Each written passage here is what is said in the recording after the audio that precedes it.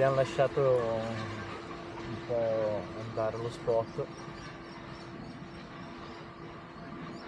Scusate, ma sta volando uno sparviere, è la prima volta che lo sento fare richiami. Questo qua era uno spot che mi piaceva molto, ci credevo molto, ma a quanto pare sono arrivato e ho trovato una bella sorpresa. Questo bellissimo albero che sorreggeva la mia fototrappola è caduto. Fortunatamente la fototrappola sta bene, non c'ha nessun segno e siamo vicini a un campo, si sente che stanno lavorando nei campi e fortunatamente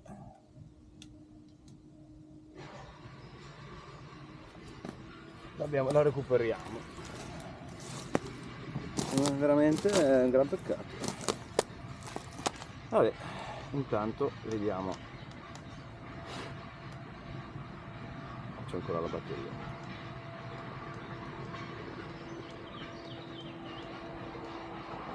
C'ho ancora 2 tac.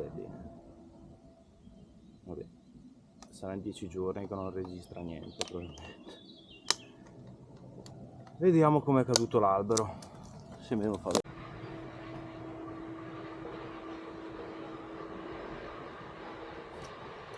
Una cosa che ho sempre avuto paura che mi cadesse una pianta.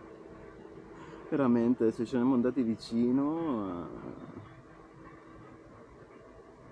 non pensavo che ce l'avessimo mai fatta di farla cadere proprio. Nuovo record, campioni. Vediamo se c'è una. Dai, 16 giga, siamo tutto un temporale unico.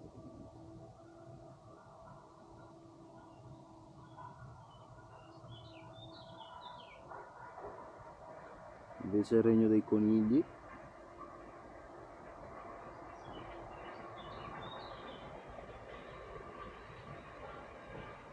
Questa zona qua è un territorio di una volpetta che ci passa spesso qua davanti, a quanto pare, e difende il suo territorio.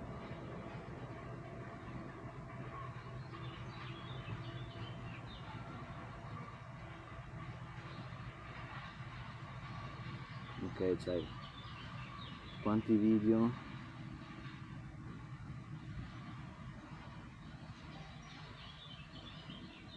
Ne ho fatto esattamente 134 video di foglie che si muovono a terra. Io non so come sia caduto l'albero.